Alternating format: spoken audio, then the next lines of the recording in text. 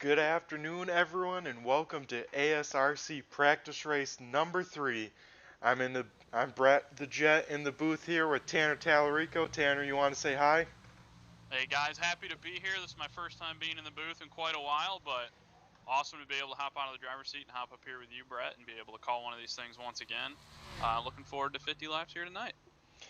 It should be a fun one, Tanner. We are here at Auto Club that is currently in real life being renovated, but we are still on the what size is this? 2.5 mile track.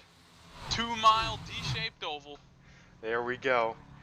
Should put on some good racing because with iRacing adding some new features, this thing has dynamic track as we see Richard Pruitt rolling off the pits there. So hopefully we'll get some multi-groove racing and as you can see it's a little loose out there here today, Tanner. Absolutely, these guys are going to be fighting tooth and nail to hang on to these things all night long. And, Auto Club, as it does have the multi-groove racing, it is really, really abrasive on these tires. So, going to have a lot of fall off here tonight. Hopefully, a lot of comers and goers. This is just a test race, so not expecting a full field of cars. So, not exactly sure how active that dynamic track is going to be, but we'll definitely be able to look forward to the tire fall off for sure. Yep, it should be a fun one ahead of us as we're winding down here in practice. Got about 3 minutes to go as it seems like we got some groups of cars here we'll focus on and see how our camera guy looks today. Yeah, and another thing that I just thought about here, Brett, that we might want to take into consideration, at least for the guys that we do know that are already part of the league here at the American Sim Racing Club, um, Auto Club Speedway, where we're going to be crowning our inaugural Sportsman Series champion, come a little bit later this fall. So while this is probably a way, way, way too early call as far as who's going to have a shot at the championship later on this season, you never know. One of these guys that could be a season regular and cracks off a good run here. If they happen to make the championship round when we get into it at the end of the season, they might have a shot at picking up the championship. Yep, and I tell you what, Tanner, you can never get too much race practice. I know people always say you can never practice too much. Well, race practice I feel is even more valuable. And about 15 or 10 guys here tonight will get some very valuable race practice here for the inaugural season championship race here in a few weeks. Oh, absolutely. And I think even to add to that, just learning who you're racing around, right? I mean, it's one thing to kind of get used to the car that you're going to be driving and the tracks that you're going to be on, but just kind of feeling out your competition and knowing how each individual driver gets around the speedway and things that they do that you might have to watch out for, or things that they do that you might not have to watch out for. It's all something that kind of snowballs together as you work your way towards the start of a season. But definitely, I'll be looking for a lot of guys to capitalize on this opportunity tonight. Last chance to get, like you said, Brett, race practice in before the season starts next week. Yep, as the clock continues to wind down, we have some pretty good racing out here on track for them getting even more practice, I guess, for when we go green flag for the actual race here tonight. Yeah, pretty big group of cars right here going into turn number 3 right before we get ready to kick off qualifying. Guys just searching around, seeing what lanes work for them, which lanes don't. A couple guys just making sure that they keep the rear ends of them coming off the corner so you won't get kind of free there off the 4. But yeah, pretty big group of cars here coming down the front straightaway, and it'll be interesting to see here as they fan out into turn number 1. Cars all the way to the bottom of the track, all the way to the outside wall.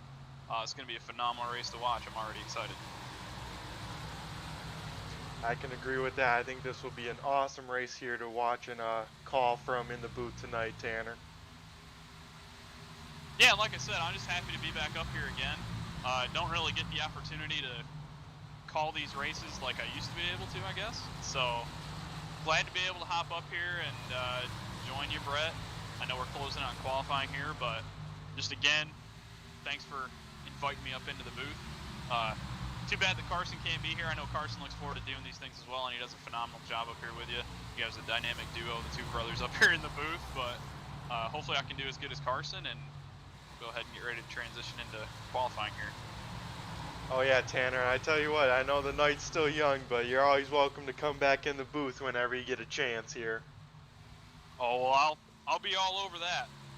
I love racing, but I love doing stuff in the booth as well. It's good to kind of change things up every once in a while and break the the line of command or break the chain of events, whatever way you want to look at it. It's nice to be able to kind of change things up every once in a while and hop up here in a booth and call a race. Yep. And we'll put the camera on Andrew Payne here as he comes to a stop at the end of practice. He was the fastest time, just by 1/1000th of a second. As it quickly goes over to nighttime, Tanner, I guess we took a little nap, and we are heavily under the lights here for qualifying. Yeah, and another thing that we're going to be trying out here again, this is just a test race, recruitment race for the American Sim Racing Club. We're going to be trying out open qualifying here on these bigger tracks. Now, this is something that we don't traditionally see anymore. I know there was a point in time in the NASCAR sanctioned series where we had group qualifying on the bigger tracks, and they did away with that because of advantages with the draft and whatnot. But here at ASRC, we're open to anything, so we're gonna give it a whirl here tonight, and we'll see who can go to the top of the board here in qualifying. 10 minutes we got to go tonight. Yep, as Andrew Payne here comes out of turn 4 to start his first lap, he'll be the first one to post a time. I think his lap will be a pretty good one to start the night. Yeah, no, it'll be interesting to see now that we're already transitioned fully into darkness. Never really got a chance to see how the lap times are going to fall off. I'm sure as the track has cooled down now that we're totally in the dark, lap times are probably going to drop down pretty substantially. If I had to guess, I would say maybe 2 to 3/10 of a second. But then again, this is group qualifying, so if this was single car qualifying and everybody was out there by themselves, I would probably put a lot more thought into just the track temp coming down. But I definitely think that one thing that you'll have to watch out for here in this group qualifying practice is the draft. I think you get a big draft on these big long straightaways that we've got. Definitely could really work in your favor to try to go to the top of the boards. Gotcha. So we'll see if there's going to be some maybe some teammate or some friendship strategies with trying to get a little draft at the end of a straightaway and help a buddy out, and then hopefully they would repay the favor here. Yeah, and right now, as you said, Brett, just as you suspected, Andrew Payne's going to hop to the top of the boards. Only 3 cars have posted a time thus far in this practice session, but right now you got Andrew Payne up there at the top of the board with a 41.72, and just behind him, Skip Gandy in the number 20 machine with a 41.90. Mike Witt out here making the call tonight in the number 26 machine, going to come home third, and the last car to take a time thus far in this qualifying session is going to be John DeMeester with a 42.66. Yep, and I'm amazed. I think a lot of people are getting loose out here, Tanner, and that's why we only see 4 cars at a time, as we see John DeMeester get a little bit loose off of 4. These turns are so wide and sweeping that you get on the throttle pretty early thinking that you can kind of keep the rear end under you, and then it slowly walks around, especially as you come off the corner where the banking starts to go away. Absolutely, and I think another thing that you just got to kind of not take for granted too is these Xfinity cars really don't have a whole lot of downforce built into them. Of all of the NASCAR sanctioned series, as of right now, this Xfinity car has the least amount of overall downforce. So it's not like the Cup car. It's definitely not like the truck where you've got a lot of side force and front downforce and really rear downforce as well to really lean on. So speeds are up here on this 2 mile track. It's really, really fast. So you go into the corner, not a whole lot of air to work with, and these things will snap right around on you if you're not careful. Yep, and what do you think, Tanner, for the preferred line here in qualifying as we see Tim Rogers take the low line in 3 and 4? You think it'll be high or low? We saw in practice there, I know you as well, but we went out in practice and ran a couple laps, and it seemed like some guys were quicker up high and some guys were quicker down low. I think it may really just be preference, but I know if I was out there qualifying, I'd probably try to run not right on the bottom of the track, but about a groove up. Maybe try to split that first seam off the white line in the corners and keep your momentum up, but also take kind of a shorter distance through the corner. But I think if your car's working up high, you could really put in a flyer up high against the wall, or if your car's working down low, you might be able to crack off a good lap down low. And Tanner, what are the odds for those who watched the last broadcast of 2 weeks ago at Kansas? We had a pretty much tie for the top. As Tim just beat that tie and put it up there, but they were tied for a minute as Tim Rogers now has destroyed that lap time and went to a fast qualifier now. Yeah, and Rogers, you can't ever count out Tim. He's kind of a quiet guy. We're good buddies with him, and you're not going to miss that car on track tonight. Tim's put a lot of work into whipping up a new paint scheme for this upcoming season, and that thing is really popping underneath the lights. But yeah, Tim's kind of a quiet guy, but he'll jump up there and he'll definitely get the job done, no doubt about that. Oh yeah. Who do we want to ride on board with Tanner, who's out here? Let's see.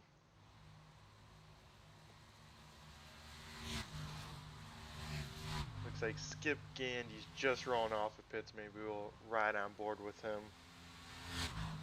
Yeah, and right now, this is the beauty of group qualifying. Skip Gandy right now sitting P5 on the boards with a 41.90 group qualifying. You can come down pit road. You can basically take as many qualifying laps or attempts as you want in the time window, and tonight that's 10 minutes. So Skip's going to go out there and try to improve on his time, which he should. But yeah, that's the great thing about group qualifying here tonight. It's basically unlimited attempts at trying to get a good lap in. But the catch is only 10 minutes to do it, so you can't take forever and sit on pit road and really take your time and visualize the perfect lap. You do have to get out there in a little bit of a hurry, and hopefully with some help with the draft, as we said, which should be so important to a really fast lap here. Yeah, and that's part of the reason why they did away with this group qualifying format in real life at most places, is just because of that, Brett. I mean, you had guys that really in the truck series, I think it was really prevalent, and in the Cup series when they were running the high downforce package, it really punched a big hole in the air. The draft was just so important. It wasn't uncommon to see guys sitting at the end of pit road and wait for a big group of cars to go out there, because just like a super speedway, the more cars that you had in the pack, the faster you were going to go, and nobody wanted to be the leader, so nobody would want to be the first one off pit road. But again, that's the beauty of these Xfinity cars. They really don't have a whole lot of downforce built into them, so the draft just isn't quite as prevalent.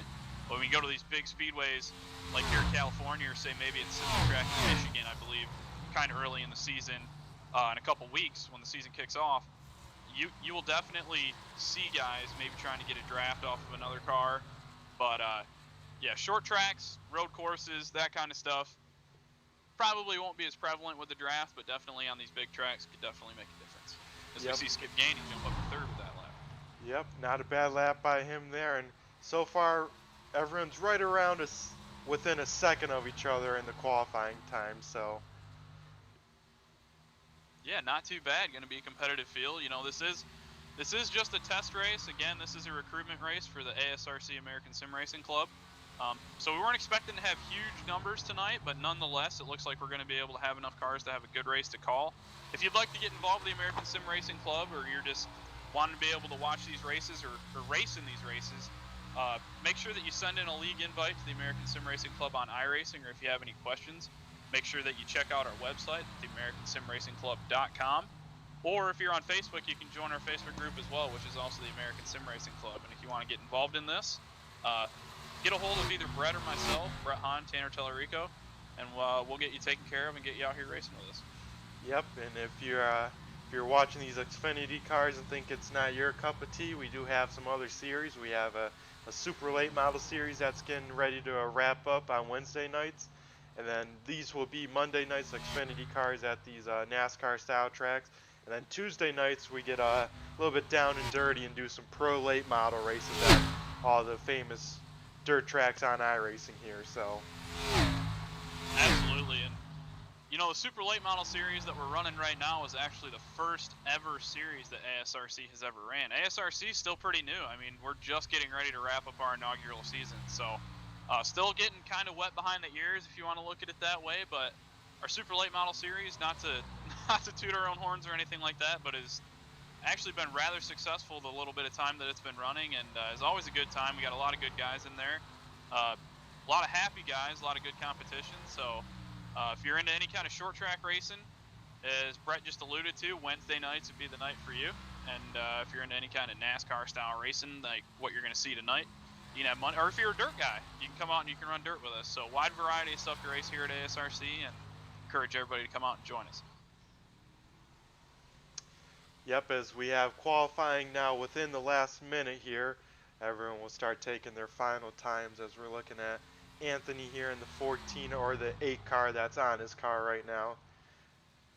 a couple of these guys, since this is an open session, we might have some guys that we're not super familiar with and might not be running the right car number. So we'll try and either say both of their car numbers or at least try and point them out. Yeah, and right here at the end of practice, I was just going to say it looks like Tim Rogers is going to be able to lock it up. Tim is still your provisional pole winner as of right now, but Brady Rowe just jumped to the outside front row just ahead of Andrew Payne. I thought for a second there that Tim and Andrew are going to be sharing the front row, but Brady's going to jump up there and change things up. So as of right now, it looks like Tim Rogers is your provisional pole setter. Outside front row tonight will be Brady Rowe in the number 68. Andrew Payne's going to come home third in qualifying, with Jeffrey Clifton starting fourth, and Skip Gainey's going to round out the top five. Yep, looks like right now as they sit, sixth place will be Nick Fleury. Seventh will be Anthony Gaudio. Eighth place will be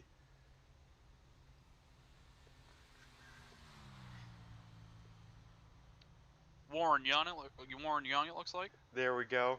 Ninth Nathan Goot, and then 10th will be Mike Witt. Andrew Payne just went to the top of the boards in the closing seconds of qualifying. Yep. We jinxed Tim. I knew we shouldn't have said anything. It's not the first time that's happened. Yep, happened last week again, so. Yep.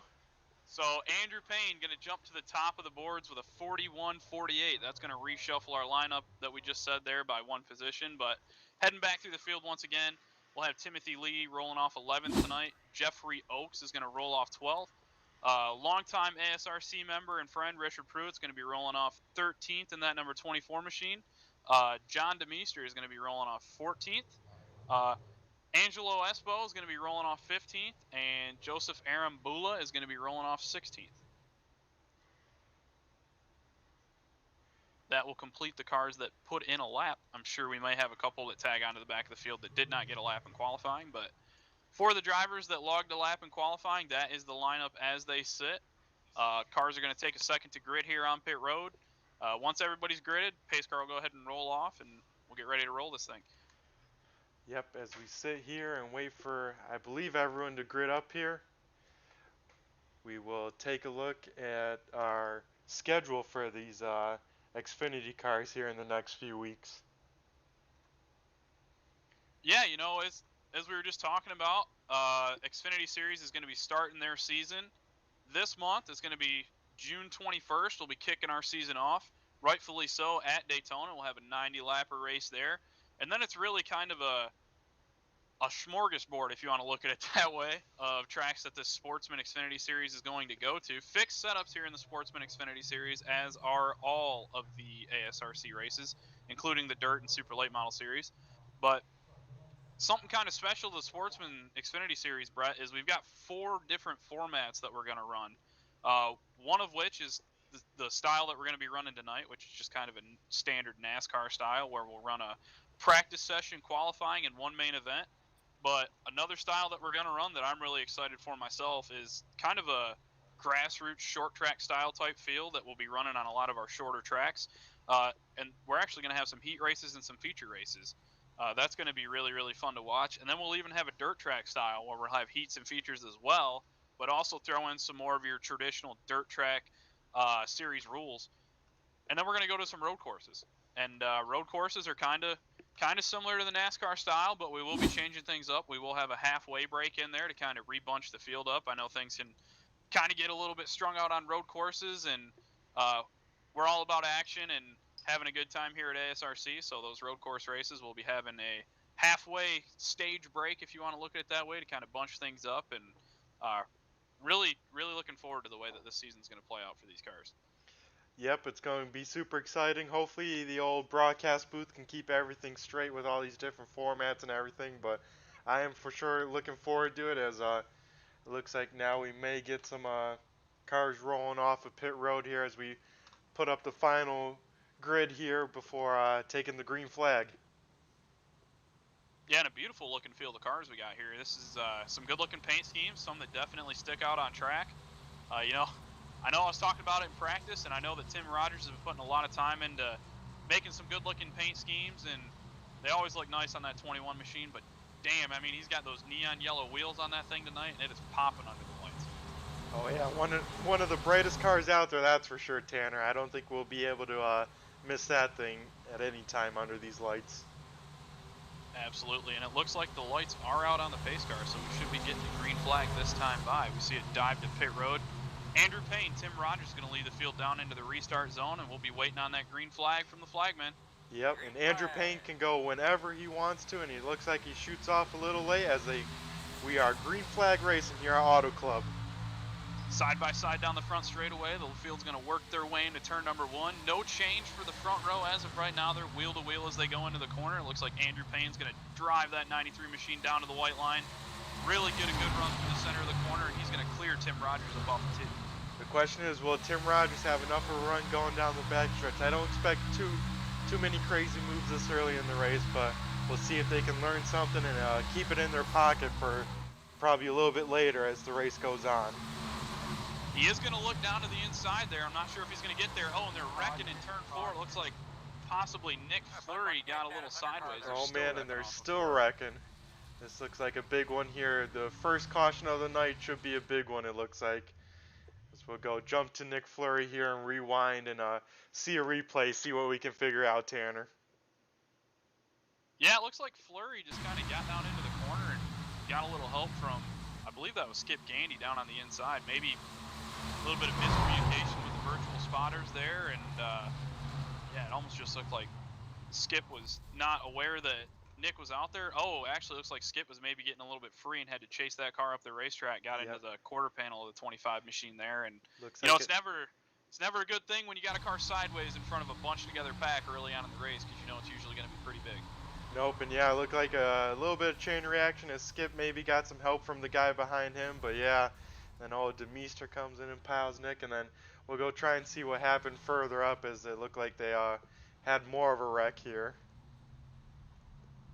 Now, one thing to take into account, when we have our regular season ASRC races, we will not be utilizing any kind of fast repair, but for these fun runs, these drivers do have one fast repair, so they will be coming down pit road. I'm sure everybody that was involved in that wreck will be coming down pit road and taking advantage of that fast repair. Essentially allows them to get a brand new race car and come back out here and compete once again. However, early on wrecks like that, you never want to have to use that thing until the very last second of the race, if at all. But using it here on lap one is definitely not going to be ideal for these guys that were involved. Yep, as we'll see a lot of cars here coming down pit road, and as you said, Tanner, probably using that fast repair, and maybe getting a set of tires, probably a little too early for a set of tires here 3 laps in. Yeah, when we get into the regular season, you know, that is something else that's a little bit different tonight. We will have tire limits in the regular season, so these guys may have to be a little more self-conscious about when they're taking tires and when they're not. But for all purposes tonight, again, this being kind of a fun run, all the rules are a little more relaxed, so these guys can come down pit road, take advantage of those tires when they feel they need to. And, you know, we're talking about it in the pre-race a little bit. This place is super abrasive, and tire fall-off is going to be massive. I know that was only about 3/4 of a lap, but I can guarantee you it's already on these guys' minds about those guys that pit. They know that they're going to be a little bit quicker.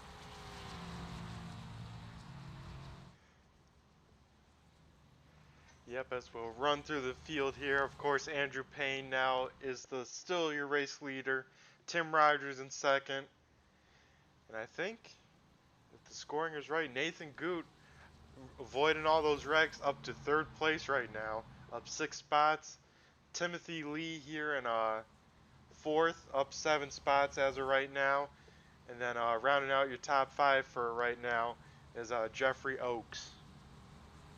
Yeah, and then just to finish off through the top 10 here, it looks like we're going to have Chuck Sweeting running in 6th. Anthony Guado is going to be running in 7th. Looks like our 8th place runner right now is going to be Brady Road. We saw him jump up to the high qualifying boards there late in qualifying, but he's going to be running 8th right now.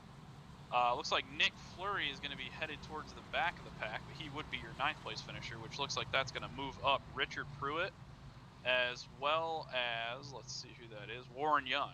That should be your top 10 once everything cycles out with these guys going to the back and whatnot.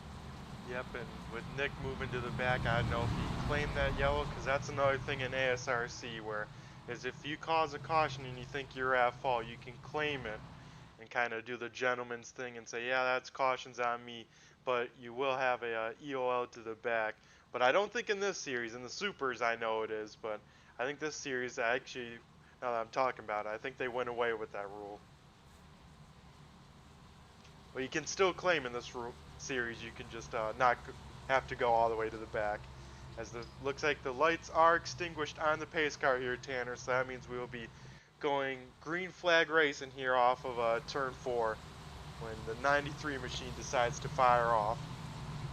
Yeah, we'll go ahead and try this one more time, hopefully with a little bit better result. I'm sure these guys will probably be tippy-toeing around a little bit more than they were there on that initial start of the race.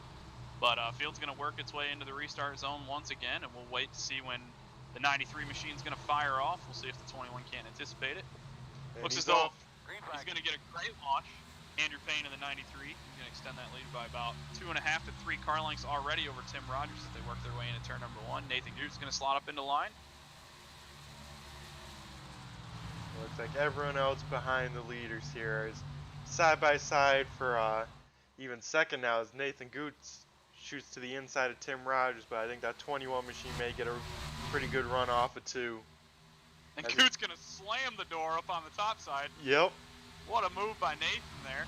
And Nathan is now up about 7 spots up to second, looking real good here in these opening laps. But as you know, Tanner, as these tires start getting a little bit of wear, they drive a whole different beast. Oh yeah, as these tires fall off, you're going to see a lot of comers and goers throughout this race. This is only 50 laps, so it may go by kind of fast, but nonetheless, when you're talking big fall off, 2 or 3 laps could make a big difference as they're sideways in turn number 1. All right, you tell me about your car, bud. Looks like Nathan Gute was possibly involved, as well as Timothy Lee. Looks like he picked up some damage on the nose of that 16 machine, and possibly Chuck Sweeting. Not a whole lot of damage on the Sweeting machine, but definitely some substantial damage to the 5 car and I believe that was the 16 there.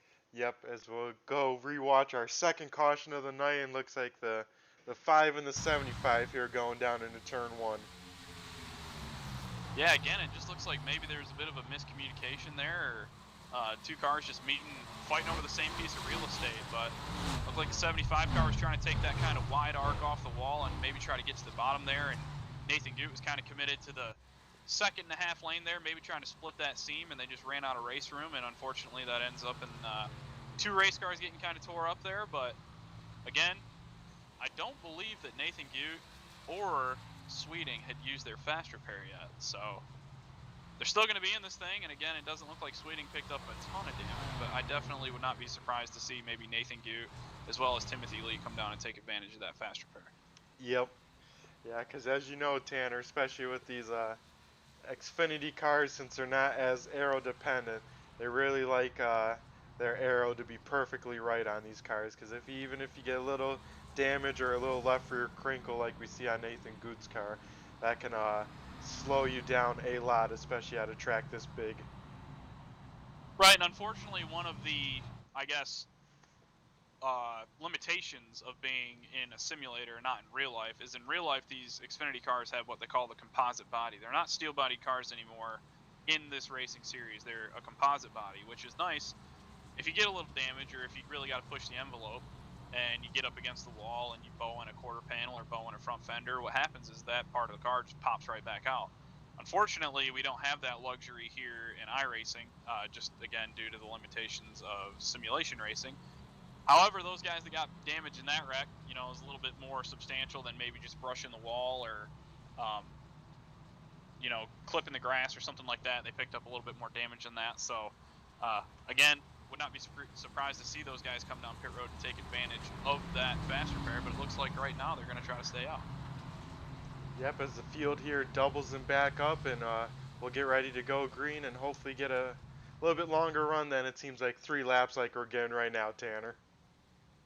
Yeah, and one thing that's fairly new to the iRacing service here, as just a couple, I guess, days ago, is the admins of these races have the option to lengthen or shorten caution flags kind of at will whenever they feel to do so.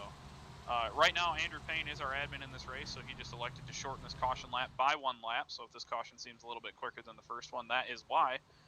But nonetheless, we'll try this one more time, see if we can get some green flag laps in, and no change on the front row. Still going to be Payne your leader and Rogers on the outside, but starting to shuffle up the pack after you get past the front row.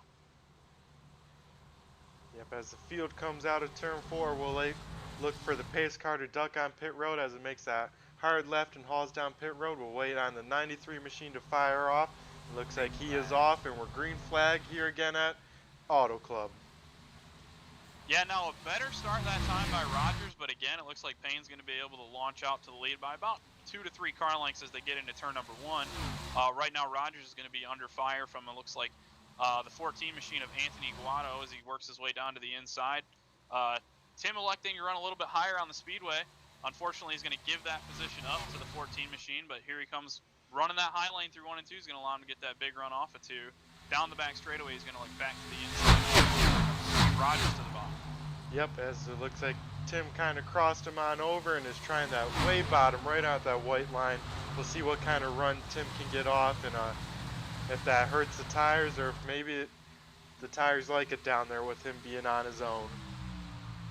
Yeah, and by running the bottom right there, you saw Andrew Payne elect to run right up against the outside wall. Rogers almost got the 2-for-1 special right there in 3 and 4. Tried to get around the 14 and had such a big run to the bottom.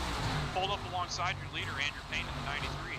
Yep, as they battle for as they battle for the lead here down the backstretch, it looks like a pretty tight 3-car battle for the lead, and then you got Nathan Booth there in 4th, and Anthony Lee in 5th there, or Timothy Lee, sorry. Yeah, and we got a really good battle going on up front. Getting a little strung out towards the top 5, but once you get back here around towards the 10th position or so, field's really starting to bunch up once again. You got a big pack back here, Richard Pruitt, Nick Fleury. See who else is back here, Jeremy Clifton, Skip Gandy, and they're actually 3 wide for a second right there going into turn number 1. It looks like Brady Road thought better of that, backed out in the middle. But some pretty decent racing we've got going now that we got some green flag laps in. Yep, it looks like everyone's kind of gotten sick of pacing under yellow and taking care of each other a little bit, and I think we'll get a pretty good long race with Tanner.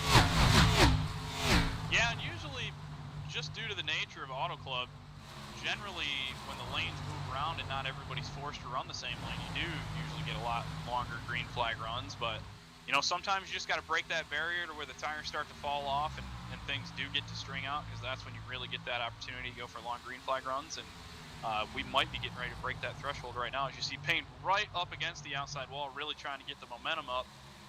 Rogers about a lane lower than him, but yeah, looks like the field's starting to string out a little bit.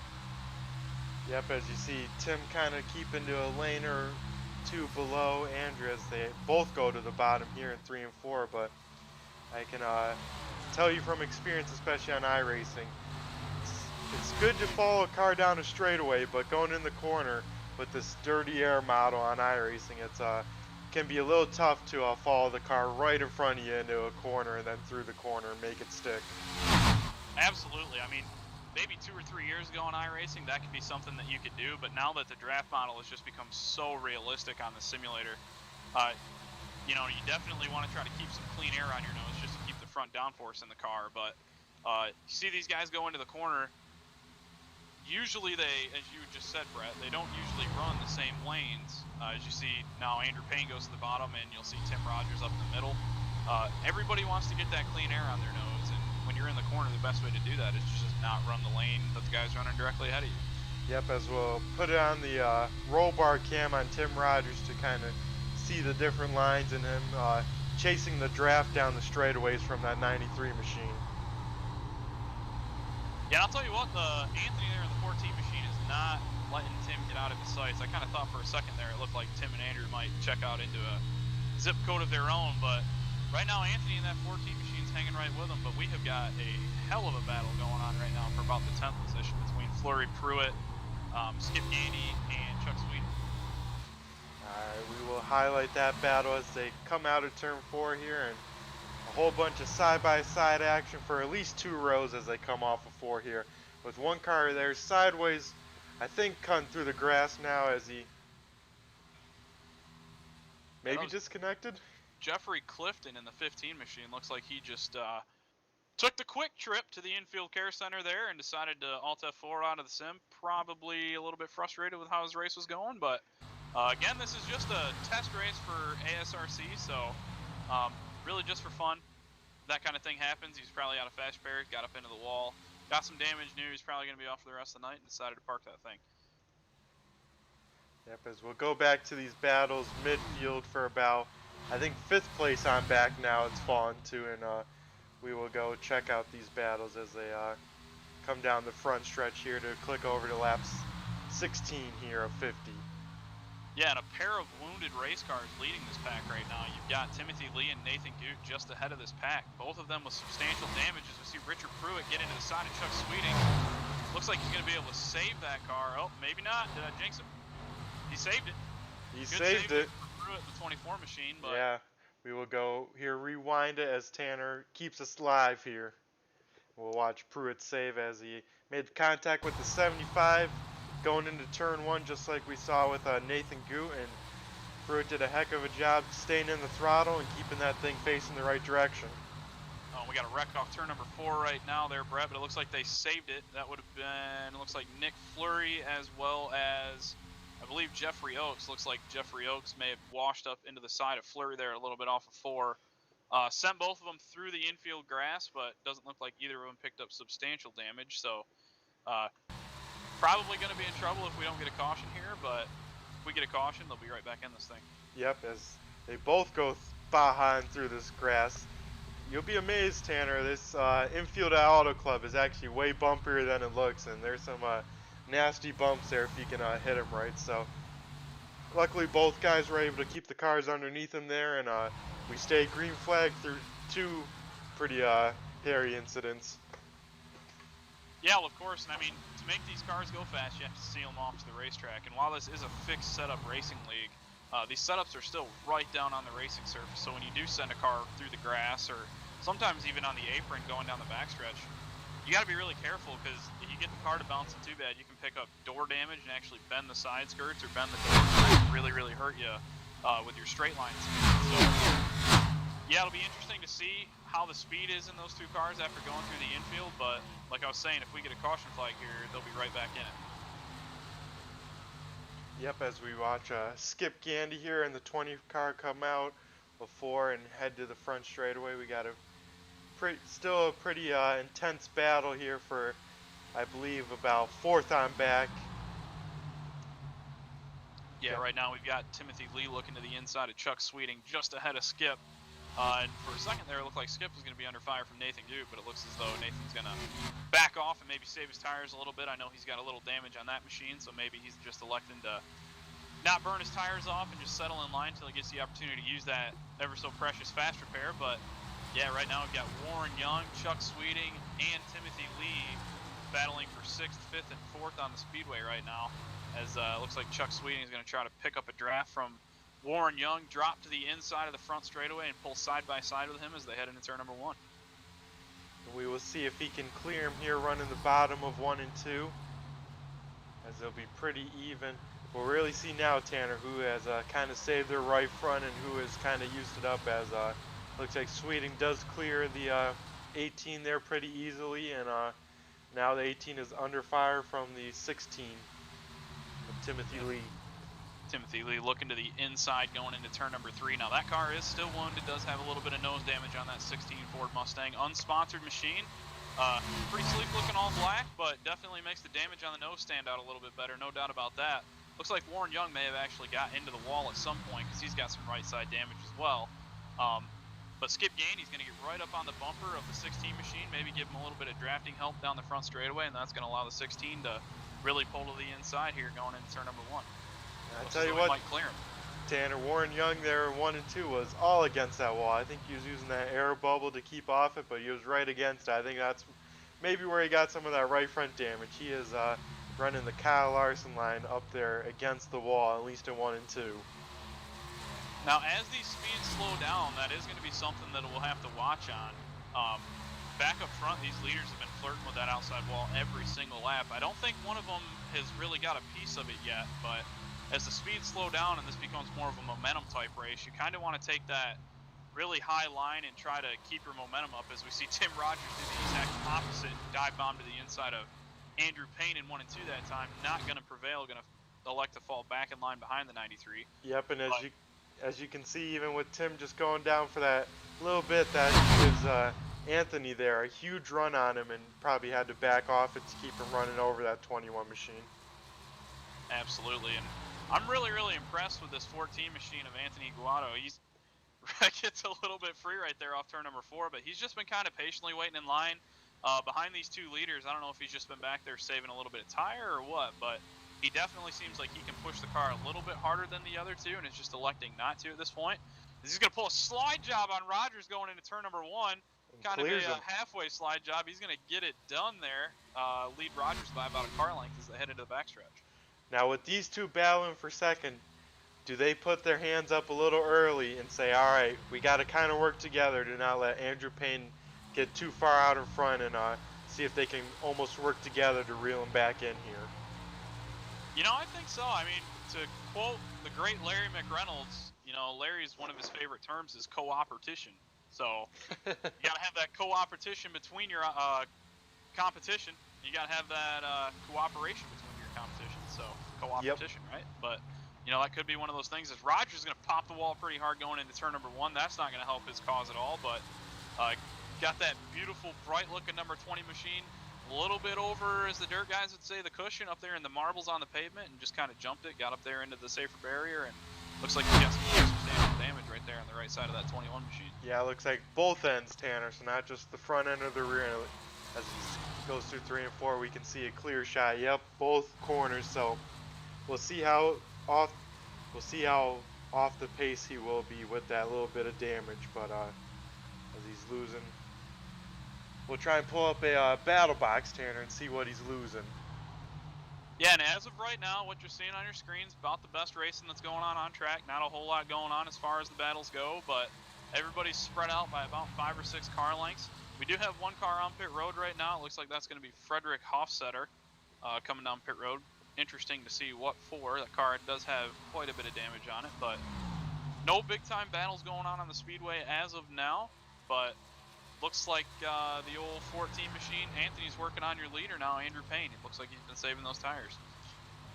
Yep, and off each corner, it looks like Tim Rogers is losing about a tenth or 2 each corner, so I think his damage is probably hurting him pretty bad.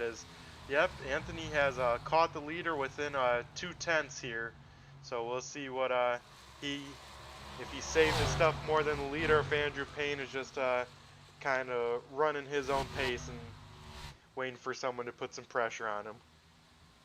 While we have kind of a minute here, Brett, there is one thing I do want to shed a light on as we're kind of watching this battle up front. You see the windshield banner and the rear spoiler of the number 93 car, your leader, Andrew Payne. One thing that we're going to be doing here in the American Sim Racing Club for the Sportsman Xfinity Series is we're going to be, as your second place car really gets a hold of the wall there hard. Yep, a lot of damage on that thing as we just went actually to the rear chase to show Andrew Payne's stuff. We got a good shot of him pounding the wall off of 4, and it looks like about similar damage to that 21 machine. So as you can see in the speed charts, it hasn't affected him this lap, but the last lap Tim Rogers was about 2 miles per hour off. So as long as the 93 machine keeps that thing clean, they'll have a tough time catching him. Absolutely. Just finish my thought real quick before we saw the 14 machine get in the wall there off of 4. You see the different colored windshield banner and rear spoiler on the number 93 machine. One thing that we're going to be doing here at the American Sim Racing Club for the Sportsman Xfinity Series is we're going to be having a dual point system. What we're going to be doing is, for those of you that are familiar with iRating on iRacing, for those of you that aren't, iRating is basically a measure of how much experience and how fast or how successful or whatever verbiage you want to be or whatever verbiage you want to use to describe your iRacing career. It's just a numerical judge of all those things put together. The higher your iRating, usually you've been on the service a little bit longer. Maybe you've been able to be a little more experienced, if you want to spin it that way. Lower your iRating, maybe you're a little newer to the service, a little less lap time, or maybe you have been on the service for a while and just haven't had the opportunity to really, have good opportunities and really learn a whole lot. So we're out here. We'll be running the dual point system. We'll have a plus 2,500 iRating points bracket and a minus 2,500 iRating points bracket. And we're going to crown 2 champions. So something a little bit unique to the Sportsman Xfinity Series. There will be if you want to think of it like, I always say sports car racing, you usually have your overall champion and then you have class champions. And that's kind of what we're going to be doing here at ASRC for the Sportsman Xfinity Series. We'll have a 2,500 and above iRating champion and a 2,500 and below iRating champion for the Sportsman Xfinity Series. Yep, appreciate that insight, Tanner, as we will see that in full effect next week on Monday when the inaugural season of these Xfinity cars take off. And we got Seth H in the comment section here on the YouTube saying, can we please Is that penalize? Seth Harrelson? I think it is a good member of the super late model series there. Catch him there on Wednesday nights on Raceverse. But he said, can we penalize Tim Rogers for moving that number back? And I tell you what, Seth, that crew member has been ejected from the premise. I don't know who put that sticker on, whether they don't know where the stickers go on these race cars, but they have been asked to leave the property. Well, I'm fired up now. I'm glad Seth's watching. Now I feel like I gotta really try to do better on this broadcast. But Seth, big fan. Glad you're watching. I know you don't get to race against him on Wednesday nights, but I have the pleasure of racing against him, and he's always a good time to race against that '07 machine. As we'll run through the top 5 here, as Andrew Payne still leads the way, still has that car clean and looking fast. You got Anthony in the 14 or the 8 machine stamped on, with Tim Rogers actually applying some pressure. Both have similar right side damage, so they're probably similar lap times as they're running. Then Skip Gandy here in the 4th place. Had a little bit of trouble to start with that first wreck, but has a good bounce back here, running in 4th. And then the 18 machine of Warren Young here in 5th. As it looks like maybe we got some pit strategy as the 24 machine of Richard Pruitt just went around, but this is the battle for 5th right now with the 18 and the 25. And the 01 of John DeMeester here too, looking pretty sporty here at Auto Club. Yeah, right now you see Nick Fleury working to the outside of that 18 machine of Warren Young as we get through turns 3 and 4 here. But yeah, John DeMeester right now running strong, running 7th. John was new to the American Sim Racing Club just a couple months ago. Has been running just about every single one of our super late model series races that we've had, and is learning a lot. You know, I know he's really good friends with Nick, so I'm sure that those two are probably talking back and forth a little bit here during this race. But cool to see John up there right in the footsteps of Nick and kind of learning things as they go. I think this is probably one of the first times that John's really got a chance to run a kind of official race with the Xfinity car. I know he was saying that he hasn't really had a whole lot of time and a whole lot of skill with the Xfinity car, so it's nice to be able to see John up here running with the best of them.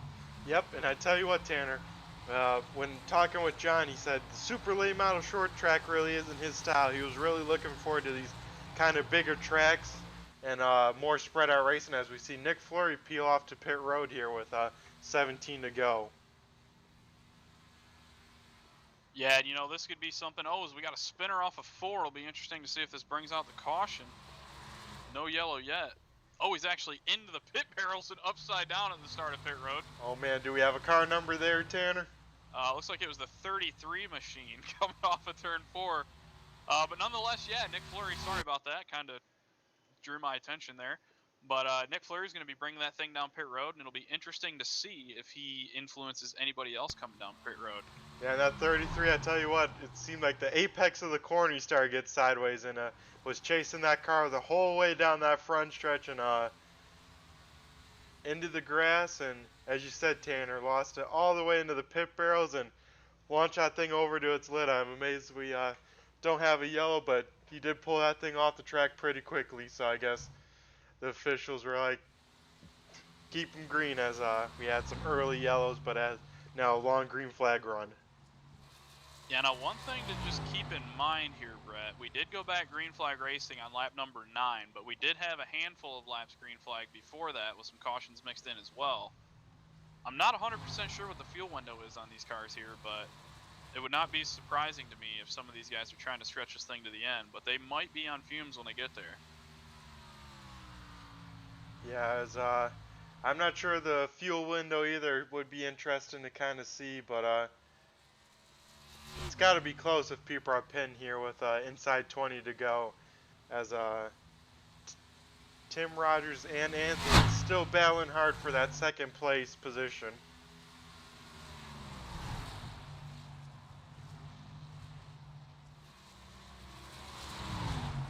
Yeah, you want to know how much new tires are worth here at Fontana? Richard Pruitt, who I believe was our first car down pit road, I don't know, about 5 or 6 laps ago. His current lap times right now are about in the 45 1-second bracket, and your leader, Andrew Payne, is running 43 fours out front leading this race. So Huh. quite the fall off there from new tires to old tires. So Yep. it's going to be interesting to see if these guys can't make it on fuel and they got to start saving. It might really shake this race up for your leaders that decide to stay out. Yep. And as we're talking, Tim Rogers and third place Anthony have come down together to we'll see if Andrew comes down at all, or it looks like Andrew Payne now, the leader, is coming down pit road. So Tim and Anthony will have one lap older tires, but did short pit Andrew by a lap. So we'll see what kind of time difference that makes. Now, Payne did have a pretty substantial lead when those two guys came down pit road, so my gut's telling me that when Andrew gets back on the track, he may be able to still retain the lead, which might actually work out a little bit better in his favor, because as the race goes on now, he's just always going to have one lap fresher, newer tires than the other two, so we'll have to see how things shake out here. Right now, it looks like Tim Rogers as well as the 14 machine and Anthony Guado are going into turn number 3 and off of turn number 4. So we'll have to see how they go. Oh, actually, Anthony's sideways coming off of 4. Looks like he's going to save that car, spin it down pit road. Yep, what a heartbreak for him, as he was hoping to have the new tires here come on and be strong. But I tell you what, Tanner, these new tires make the car so loose, as we saw at the beginning of the race with those wrecks. And once you put them on, some drivers can almost kind of forget how tough it is. And yeah, it looks like he just got in there too hot, went to the bottom, and the rear end stepped out on him, and he tried to chase it the whole way off of 4. Yeah, well, you get kind of the muscle memory thing going on, right? So you run a really long run, and you kind of get the feel of really, really pushing the car, and then you bolt new tires on, and you feel like Superman, and you try to just overdrive the car a little bit, and it looks like that's probably what happened right there to Anthony, unfortunately, coming off turn number 4. So that's going to take the 14 car out of the running for the win tonight. But just like that, we're closing in on 10 laps to go, and right now it looks like John DeMeester is leading some laps here in the Sportsman Xfinity Series. Yep, looking good. John is up here leading the race. It looks like about Andrew Payne is right around uh 25 seconds back, but coming up strong, that's for sure. Yeah, now we're going to have 10 laps to go right now, this time for your leader, John DeMeester. At the rate that Andrew Payne's coming, I do believe he's actually going to be able to get there and reel him back in. But John is, I think at this point, if you're staying out, you've kind of made your bed. You have to try to stretch this thing to go all the way, because if you pit now, you're kind of going to get the worst of both ends of the pit strategy. But right now, you could at least have a shot at the best end of one. So I'm sure at this point, you'll probably see guys like John DeMeester, Warren Young, and Jeffrey Oaks, basically your top 3 cars on track right now, just run this thing out to the checkered flag and kind of see how they shake out. Yep.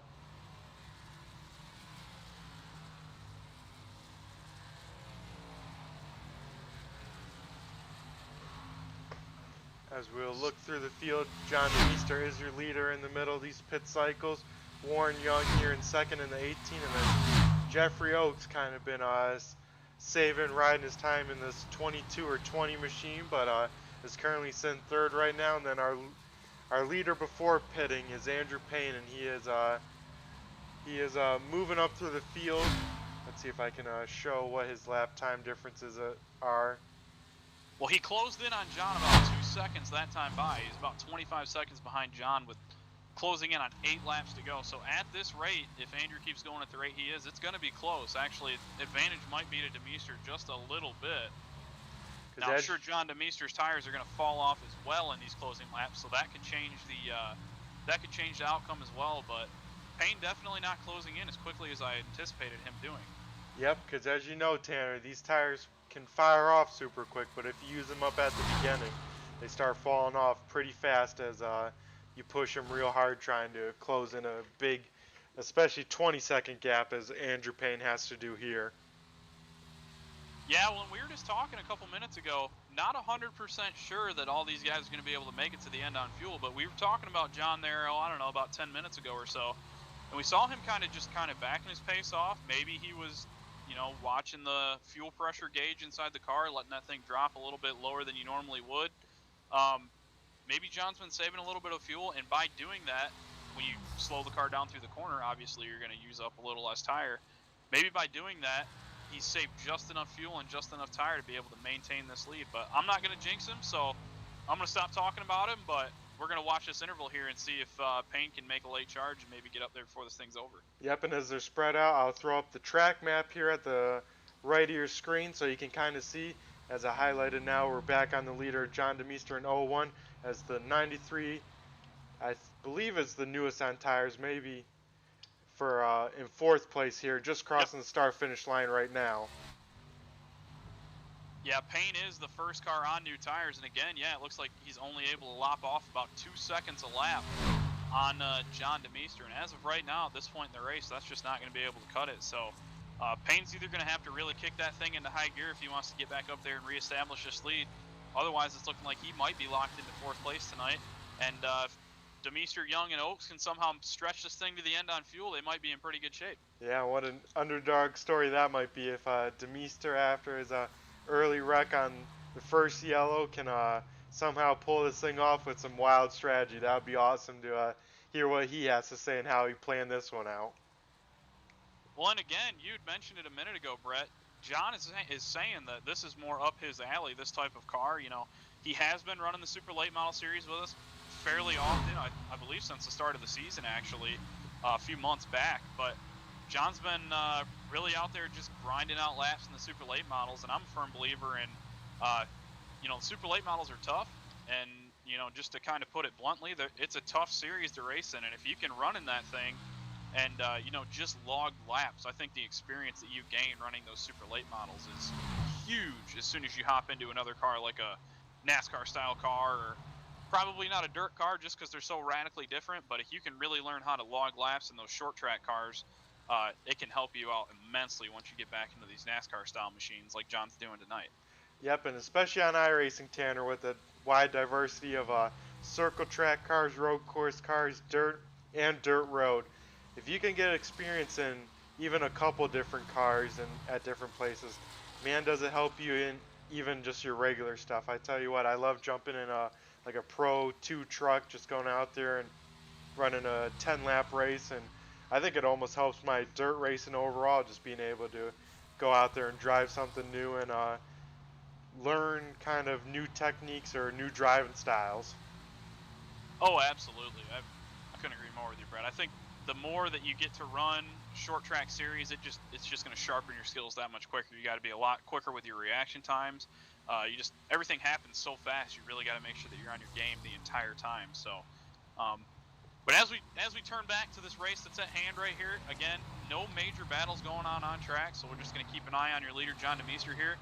We do have one car closed in on him right now. That's going to be Mike Witt in the 26 machine. That car does have new tires, but he is a lap behind the leader. So Witt is going to catch DeMeester here before this thing is over, but when he gets around him, it will not be for position. DeMeester will retain the lead. And it actually, as DeMeester goes into turn one right there, it sounds like he's starting to lift really, really early. So it's got to make you wonder, maybe that he is going to be cutting it pretty close on fuel. But we'll see Michael Witt look to the inside here down the back straightaway. Again, that is not for position, but it looks like DeMeester's just going to let the 26 machine go there. Yep, and I gotta think, especially if DeMeester pitted on this last yellow, he's got to be in full fuel save mode right here. Doesn't have too much pressure out the mirror. I'm sure the second and third place is also saving fuel with him. So in fuel save mode, just making sure you can make it to the end. Yep, and this time by right there, you see him cross over the line. John DeMeester's popsicle sticks in the air. That means 2 laps to go for your leader. Right now, Warren Young is holding down the hatches in second place. Jeffrey Oaks running in third. Again, these 3 drivers on the same pit strategy. Andrew Payne's going to be running fourth. First car on new tires. He has cut that lead or deficit, I should say, from when he left pit road, more than in half, but it looks like it's just going to be too little too late, as the 93 is just working off turn number 2 right now, as your leader's in the middle of 3 and 4. And John DeMeester, as he works his way off turn number 4, he's going to see the white flag in the air this time by. All he's got to do is make it 2 more miles on that fuel tank. Yep. We'll see if John can get it done. And the next flag will end it, which will most likely be a checkered flag here, but as John DeMeester is going into turn 1 for the final time here tonight. Yep, no big things to worry about out the front windshield, nothing real big to worry about out the rear windshield. DeMeester's just looking for 1 more mile of fuel out of that Ford Mustang, get that thing back around the start-finish line, pick up what I believe is going to be his first ever American Sim Racing Club win, albeit a fun run type race. I know this is going to be big for John. He's going to work that thing through 3 and 4 for the final time, head off of 4 and head for home. Yep, as they come out of 4, John DeMeester will see the double checkered flag as he crosses the start-finish line and picks up the win here at Auto Club. That is awesome. Good for John. Brett, I know you're happy to see that. I know I'm happy to see that. Oh yeah, that guys up in the league are going to be happy to see that. That is awesome for John. I know Nick Fleury's probably losing his mind right now. Man, that is awesome to see a guy like John DeMeester be able to pick up a win like this. I'm sure he is just ecstatic right now and fired up, but we're going to try to get a word with him here. I believe he's in TeamSpeak with us, so we'll let him do a burnout or whatever. I'm sure he's going to do something on the front straightaway for us, but we're going to pull him down and try to get a word with your winner here in just a minute.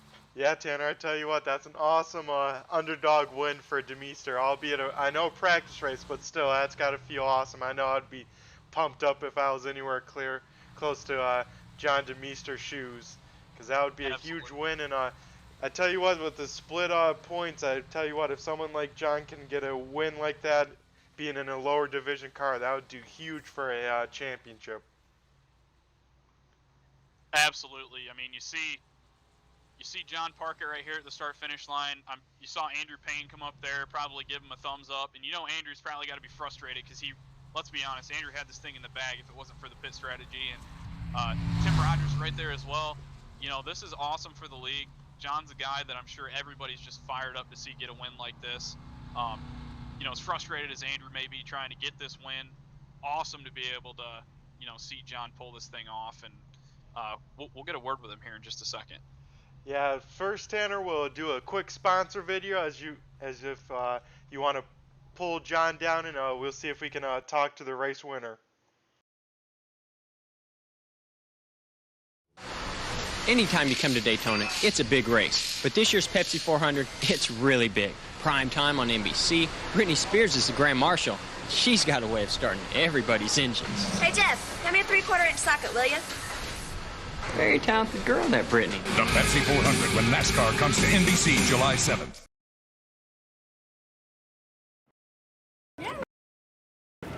Come on, Tony Stewart.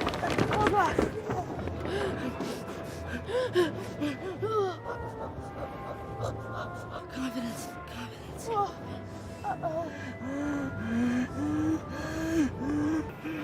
That was me. Tony Stewart. Before I started using swagger from Old Spice. Now look at me. She's from Russia.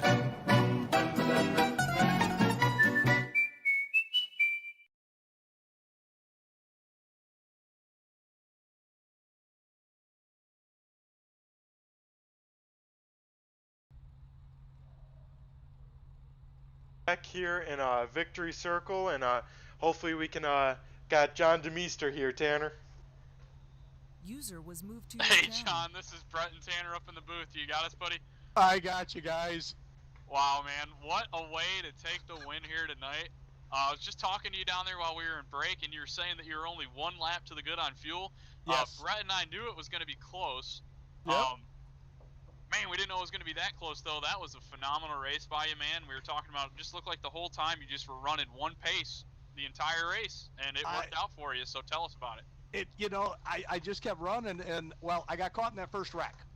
And so I had to come in, and I took my fast repair, and I took the full tank of fuel and tires, and just stayed out from there and just kept running. And Nick was right in front of me. I just tried to keep pace with Nick for a long time.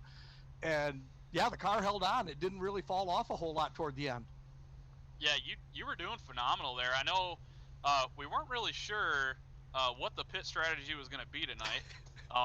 Just for it being a test event, we weren't 100% sure how everything was going to go. But when we saw the 93 machine peel off the track from the lead and kind of come down pit road and take 4 tires, and we were watching the interval there for a second, and I thought for sure that it was going to be 3 or 4 seconds difference. But after Andrew came back on the track, he was only gaining about 2 seconds on you and had about a 25-second lead there. So not taking quite big enough chunks. And when we hit about 10 laps to go, I was telling Brett, it really looked like you were going to have a shot at winning this thing. So awesome to see you pick this up, John. That's great. I know the whole league's probably happy for you, but this is cool. I was just watching the guys behind me, and I got around somebody there, and then I just kind of just tried to keep just enough in it to keep those two about 2 seconds behind me. Oh, you're doing everything right. It looked there right towards the end that you were maybe even lifting even a little bit earlier going into the corner. I was breaking into the corners. Oh yeah. Yep. Well, that's awesome, John. We're super happy for you. I appreciate it. We're going crazy up here in the booth. I appreciate it. That was so, and I love this kind of racing. I go out there, I just run my race, and then all of a sudden I saw guys peeling off in front of me. I'm going, uh-oh, something good might happen here. Yep, but you got to wing it, right? You got to try something. So, yep. And you're on the good end of the pit strategy tonight. But before we let you get out of here, you got anybody you want to thank or anybody on that racing machine you want to shout out? Tim did the paint on it. Tim Rogers did the paint on it, and I appreciate it because it's my paint scheme that I've run forever on my RC cars and everything. So I appreciate Tim and the paint job on here. Awesome. Well, one other thing, John, is this your first ASRC win? This is my first win anywhere, I think. Holy smokes! Oh man! Calling it, Brett. How about that? Yeah, got live on YouTube tonight, John. I think this is my first win anywhere, so it's definitely the first league win. Well, make sure you favorite the link from the broadcast tonight, John. This is awesome. This was I was happy to get the suggestion or the call from Brett to be in the booth tonight, and man, what an awesome race to call. I'm so happy to be able to be up here in the booth. I know Brett as well, to be able to call home your first race win like this. But well, and I'm having so much. I appreciate the league and having so much fun. And the short tracks are not my thing. These I'm a little better at, and so I'm excited about all the new series that are coming along. Well, good, John. We're really happy to have you again. Congratulations. We'll go ahead and get you moved up here, and I'm going to come up there and I'm going to talk to you a little bit more once we're all wrapped up here tonight. But congratulations, man. All right. What an awesome way to take one from him. Sounds good. Thank you. User was moved out of your channel. Alrighty, Brett. And there you heard it. Yeah, we had John DeMeester just fired up. Awesome to be able to call home a guy's first league win like that. I didn't realize that was his first win ever. That makes it that much cooler. But oh yeah. Looks like we got another car parked right here on the front straightaway, and that's going to be, I believe, Tim Rogers brought that car home 4th place tonight. So we'll go ahead and get Tim moved up here and see if he's got anything to say. All right, we'll do. User was moved to Hey, your Timmy channel. Rogers, you got a copy? Yeah. Hey, Tim, tell us about your race this evening. Beautiful looking Dayglow car you had out there. Couldn't miss it on the broadcast. A little bit different pit strategy. Didn't quite work out the way that I'm sure that you and the 93 machine were hoping for, but nonetheless, tell us about your race. Well, I didn't really have a strategy. I didn't realize we had to pit till I was speeding down pit road almost, but yeah, just cruising along in 3rd and 2nd. Those were some fun battles up there with Andrew and the other guy. It's a pretty fun track, and congrats to John for winning it. He freaking had the strategy down. I mean, gosh. Yeah, we were talking about it, man. When you and Andrew came down pit road, it looks like you and I believe it was the 14 car pit a lap before Andrew. And when Andrew came back out onto the track, the deficit was about 28 seconds or so. And at the time I was watching the intervals, and I thought all 3 of you guys were going to be able to reel in John and the guys that had stayed out no problem. But it just looked like at the end, maybe the tires stabilized a little bit too much and just kind of ran out of time to really do anything. Oh yeah, the tires definitely stabilized out there. I thought there was going to be enough time to get back up there, but just didn't have it. John has it. John has this track nailed down. He's got the line nailed down perfectly, and he put himself in a good position and freaking wheeled that thing to a first place. Okay, now we User know joined your channel. you're a little bit crazy behind the wheel there, but we saw you down in turn number 1 trying to do the Larson line. It got the better of you a little bit. Yeah. How big was the damage on the sides of these cars once you picked it up tonight? Was it really bad? Was it not that noticeable? I mean, yeah, it was pretty noticeable. I just sank like a rock there. I just scraped the wall too. I don't know. Could have been a combination of tires and that wall damage though, but what can you do? Well, the car still looks phenomenal. The old neon green or neon yellow, whatever color you want to call it, It's a really popping out combination. there on the track. It looks great. It sticks out on the broadcast. The wheels, I think, are going to make me go blind, but that's okay. While we're on the topic of your car, you got anybody on there you want to give a shout out to or thank, or anybody watching the broadcast or maybe watching the replay you want to give a shout out to? I would like to thank myself for sponsoring and funding this car tonight. There you go. Took a lot of money.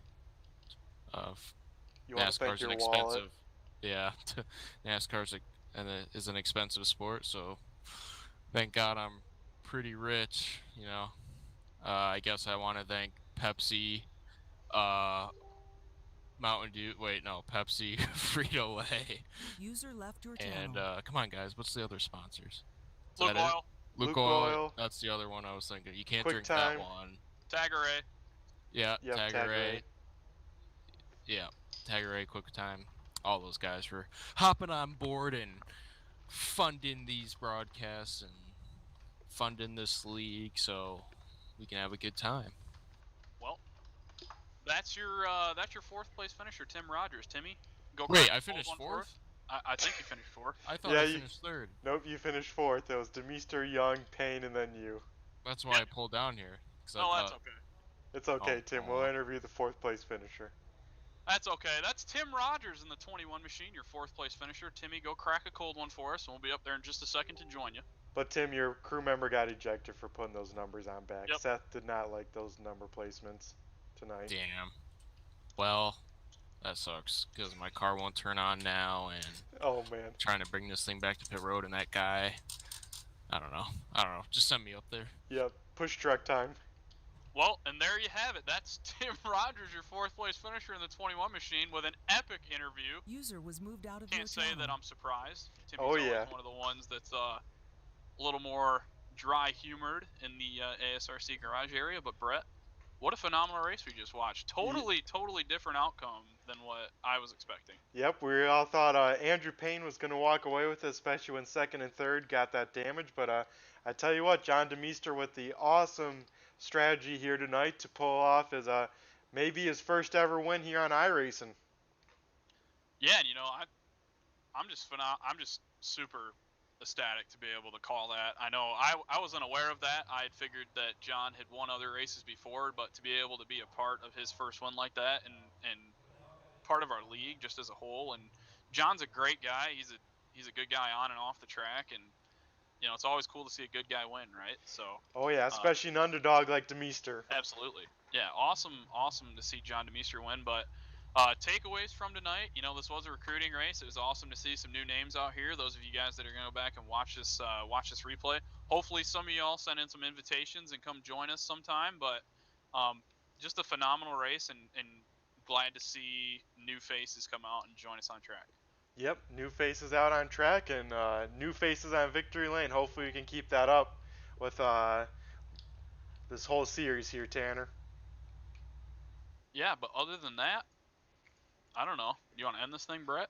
Sure. We'll start going through the We'll start going through the race results here as I pull up the final screen for the night, and we'll go through it. So John Demeester in the 01 with the win tonight. 2nd place, Warren Young in the 18 machine.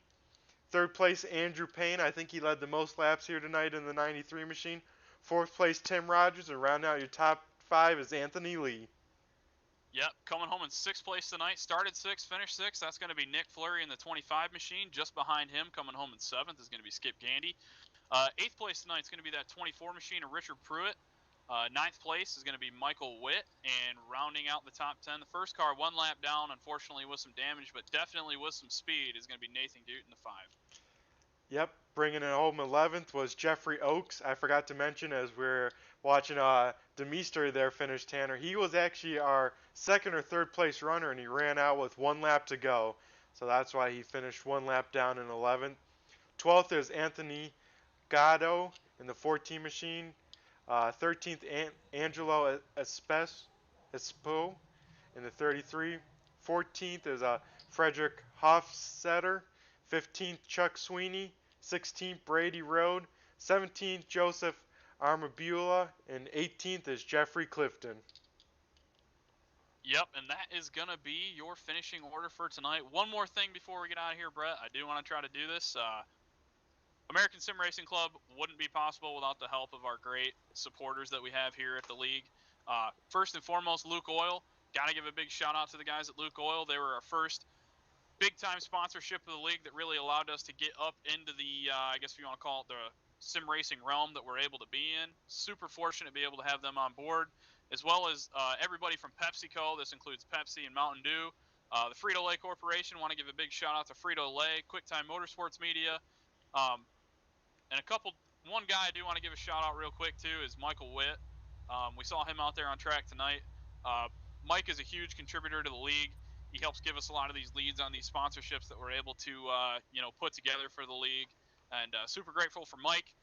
If it wasn't for Mike and his connections, it'd be a lot more difficult to be able to bring this league to everybody in the way that we do. So big thanks to Mike. Big thanks to all of our partners. Thanks to you, Brett, for having me up here in the booth. And thanks for everybody for tuning in. And thanks to everybody for coming out. So lots of thank yous, but awesome to be able to do this. Yep, for sure, Tanner, and thanks again for joining me in the booth. It's always a pleasure to have you, and always some great calls and some magical moments, especially with the winner tonight. But here for the ASRC's practice race number 3, this is Brett the Jet signing off for Tanner Tallarico and everyone here at ASRC. Hopefully catch you next week. Everyone have a good one at home. See ya.